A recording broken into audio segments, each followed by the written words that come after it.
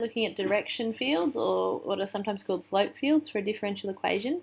Now it says here that a slope or direction field of a dE, dy dx equals f of x, assigns to each point in the plane the number which is the slope or gradient of the solution curve. That sounds really complicated, but if we look at the example here, we've got dy dx equals 2x. Now we know that if we integrate both sides of this, we'll get y equals 2x squared on 2 plus c, which is just x squared plus c. And that's a family. This is our family, do that again, family of solutions.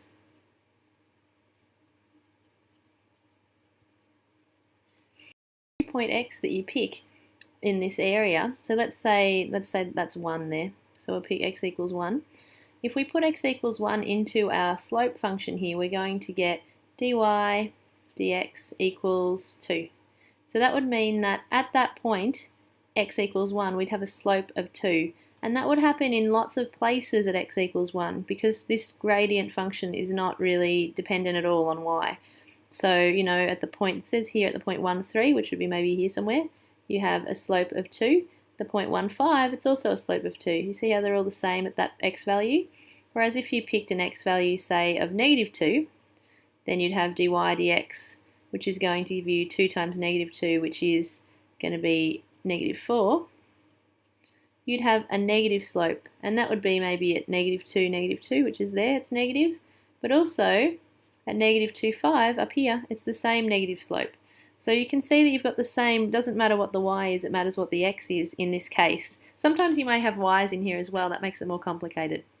So a direction field or a slope field essentially shows you the family of curves, and we know that depending on what c is here, that translates your basic x squared curve up and down. So you can see there's an x squared curve there, there's another one, whoops, there, another one there. So they're all the same curve, the x squared curve, or the family of solutions, translated up and down because of that integration, or the constant of integration.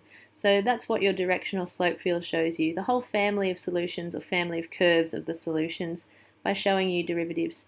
Now we're going to use the CAS to plot a slope field for this dE, which is dy dt equals y. So what we're going to do is get the CAS, and I'm just going to add a new page as a graph. Now we're going to enter menu and go down, into entry edit, and we're going to go to diff EQ, which is differential equation. So click that one. Let's go back to our question. Use a CAS to plot the direction or slope field for the differential equation dy dt equals y. So we're going to put that in here. Now, can you see there's a dash here, and the variable we're using is y1. Okay, we're really writing, if we go back to the question, we're really going to write this question as y1 dash equals y1. I've just written that there so you can see. Okay, so we'll put that in to the CAS. So we'll go y1 dash equals y1. Instead of y, you can't just use y, you have to use the variable they give you. And this space here is if we have any initial conditions. And actually, we will have some conditions here in part B, but for now we don't have any. So we just push enter. And you can see you get your slope field coming up on your calculator. The cool thing about this as well is that you can change it and sort of modify it. So if we go press tab and go back again, you see it says edit parameters here. If you click that and go down to the bottom, the only thing that you might want to change here is the field resolution. So it's at 14 at the moment. If I make that 50, see what happens. So you get a lot more detail. So you can actually see all those different families of slopes there. So you can change that to whatever you like. Now the next part of the question, it says on the plot of the slope field, plot the graphs of the particular solutions for the following. And the first thing we have here is y equals 2 and t equals 0. So that's effectively looking at the slope field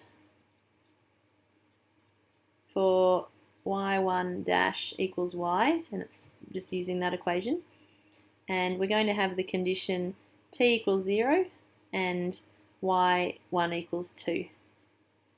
So that's t and that's y1. So if we go back into the CAS, let's press tab, we've got x1, x and y1. So we know that was 0 and 2. And push enter. And you can actually see it plots out the particular solution curve for those conditions. So there's only one unique solution curve that satisfies that condition, and it's that one there. Okay, and you can sort of see where it goes through here, somewhere around 2. There we go. So that's the first one.